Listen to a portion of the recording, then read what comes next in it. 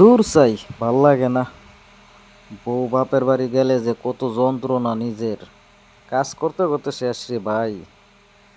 এখন ভাত রান্না করতে হবে, ঘর গুছাইতে হবে, একটু পরে থালা বাসন মাজতে হবে, ঘর ঝাড়ু দিতে হবে, ঘর মুছতে হবে।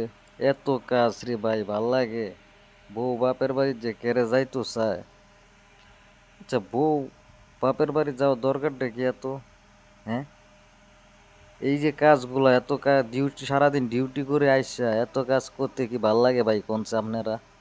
হ্যাঁ, কেন ভাত রান্না করমু, না ঘর গুছামু, না থালা বাসন মাজমু?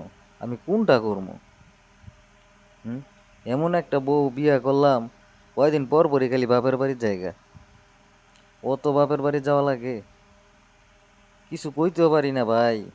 কইলেই ঝগড়া শুরু করে দিব, এই বয়ে কিছু কই না।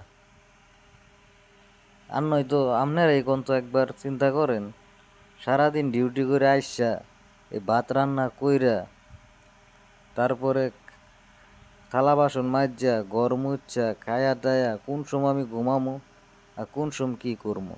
হ্যাঁ, এটা কি? একটা মানুষ মেয়েলেও চাকরি করব, আবার ঘরও কাম করন লাগবো, সারাদিন কাজ করে একটু ঘরের মধ্যে আইসা যদি রেস্ট না নিতে পারি, আইসা যদি ভাত রান্না করা লাগে, তাহলে এটা কেমন? আর পারতাছি না এই বউডারে নিয়া। খুব জ্বালাইতেছে রে ভাই, খুব জ্বালাইতেছে। কি করতাম রে ভাই? কোন রান্না না করলে তো খাইতেও পারতাম না। বসায় দিলাম ভাত, কি আর করার আছে?